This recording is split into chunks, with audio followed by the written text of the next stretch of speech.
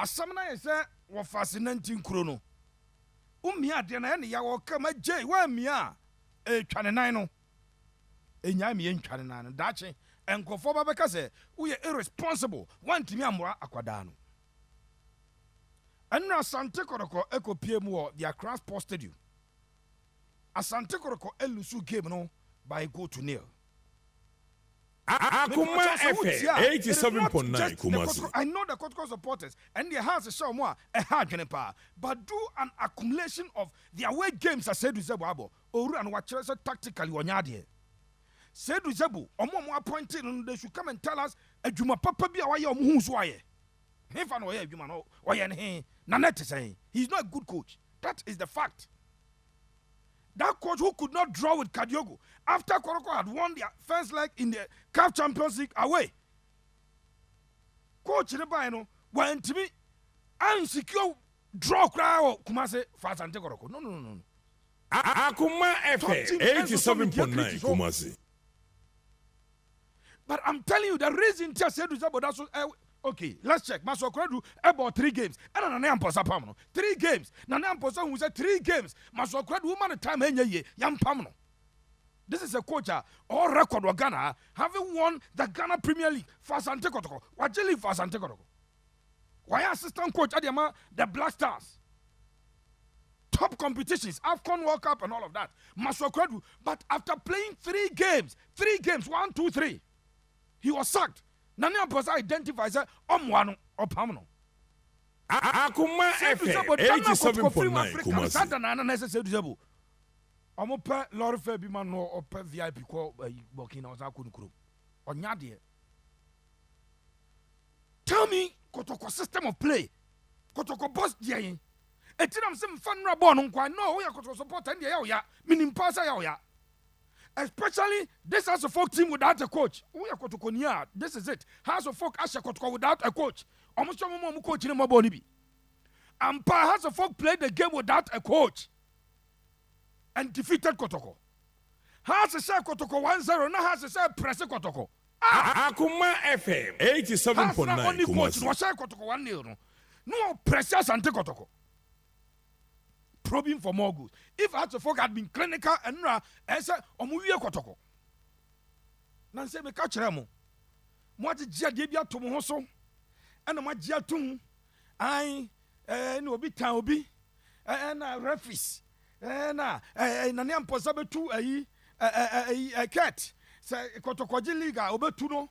Enti refis. Me catch mo say stop defending what you cannot defend. Masa, yamfa attention nko babiese wo. Babiese wo say coach ni mo de mo Akuma FM 87.9 Kumasi. Games Asante Akuma FM 87.9 Kumasi. 6 games HS 18 points and a stake. 6 games 18 points and a stake. So the last 18 points Asante Kotoko are fighting for our way. Kotoko nya 3. Elusu 15. This is unlike Kotoko. Coach, yambano breso yanshan kakaya coach or ya bibi. Koto makacho Kotoko we need game of fear. Team bia ngodi wo fear. It is the reason Hearts of Folk season in your kosono. I abnormal. Enya normal. It is not normal, sir. Media me kwa we na me yade mba homa. Me nyade. It is abnormal. Akuma FM 87.9 Kumasi. Kotoko bebo kakra o fie o na win aba na wa se obi bebre front lines ase na Seydou Zebor mpacho Seydou Zebor is not a good coach. He is not the option. Onya Kotoko coach I say mo pam no, but me say it difficult for the name person to take that decision. Na ya any manager munim say coach the ka bibi anka mo pam no. Te say there 3 games after 3 games ultimate pam maso kwadu so onkoro. Say na name person unim person coach say nyasa o pam na sabe ani wo baba enko pam no, but Master, look at the interest of Asante Kotoko. Check the bigger interest. The bigger interest is that the coach is not a good coach. The coach cannot win anything. Akuma FM 87.9 David Obey, Kotoko supporter be him say, Kotoko na Super League, he say to Suboni say you will not win the league. This one Obianim. So Adriana Stars really did Kotoko with 4 points, 5 points. But this is it. If Kotoko had been consistent away, this is what Kotoko and Kobenya, because Adriana Stars elusu enra to team and Didi Samates. Adriana Stars at home to Ken Faisal. I drop it 2 points. I have 5 points. The Adriana drop it in 2 games. At Jeffo Tiasemi, Makacham say Kasa. Yeah, you know, we've gone beyond Obi Town Obi. Akuma FM 87.9 Kumasi. San Kamini family and family the community. What town na? Forget about that. Address your mind to the issues at stake. Adriana Stars are dropping 5 points in their last 2 games. Just 2 games, Adriana dropping 5 points. But still, there's a 5-point gap between Adriana Stars and Asante Kotoko. For all we know, Adriana Stars game only can fight about draw. Me see all over. Na can face a best share. So let's Kotoko go home. You can give the points to Asante Kotoko. Adriana go home, give the points to Adriana. Kotoko kwa we aminu nyina betimi akansi su twan say Kotoko best and so ba pick 1 point from away. Akuma FM 87.9 Kumasi.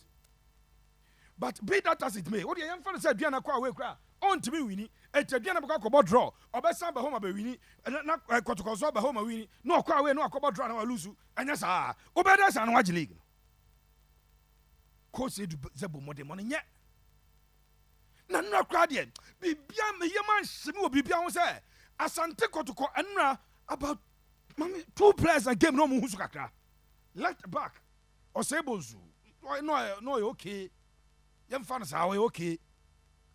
Then Agadas was the main man in the game. All of Akuma FM 87.9 Kumasi. The spirit of Kone has no Agadas the one mu ya wabo. Surprisingly, na coach no Agadas a free. Coach na Agadas a free. Now when the substitution. Kofa Clinton Opoku. Assume Messi. Clinton Opoku clearly born over no team to any business biana or ban coach in carry no or jebona on him the on for board in yet.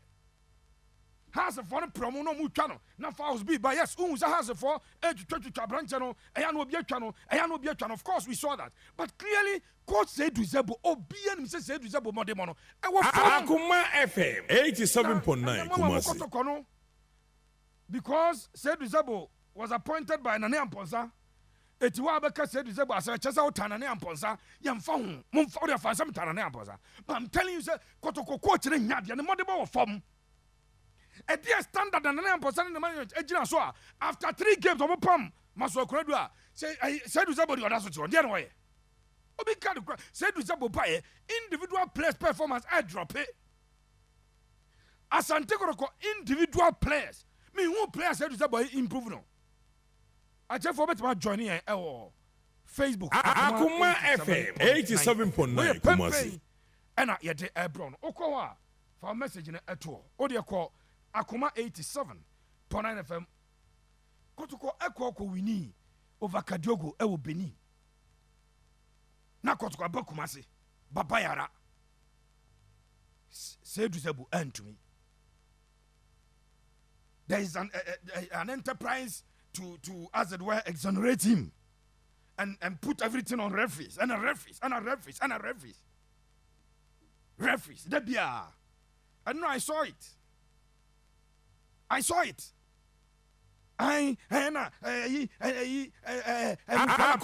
FM 87.9 Kumasi. Obia draw line be and a bono crane offside. You want to find a defense for the coach who is not performing. It is clear. Coach Seydou Zebor. Oh, Kotokona ba don't for impact biamai. Bia. On for impact biamai. Seydou Zebor su coach di amasa bi wo kroma bebrebe Johnson Smith mi reti ne chan Seydou Zebor Johnson Smith wani mu chan Johnson Smith o wani mu chan Seydou Zebor omo ani omo bo league ne say ka wo na ukura bia be chem team no wo na ukura Gold Stars team no ananya Kotoko ki apamo da Akuma FM 87.9 Kumasi. And said damn for grow damn for bufu amanenko o kire bi o ko kire fie din a damn for bo say na Pepe kan kire kire me Obonza no kra na Pepe catch me no but enipom na my masame nyintum kan kra ni che damfo o kire bi uni wa damfo be kai say hey am passem we opanyini catch bi when Seydou Zebor was appointed mokaya the name that came out Kotoko open no na a big coach samokaya before Kotoko be appointed Seydou Zebor big coach and Amaso. And you see Zebor, you could check your door, but some so credu, or some so credu. Akuma FM 87.9 Kumasi. And Unqua, it be guaranteed, say, or may Asante Kotoko head coach. But the coach comes back, and the coach is failing. You cannot. It is not correct. Coach Seydou Zebor, umotemo form. No kwasam no umotemo na form, but ya nya sure kwasam will be your baby aka. Defense na we plana and a refugee penalty coach. Forget it. Onyadie. Umotemo no form.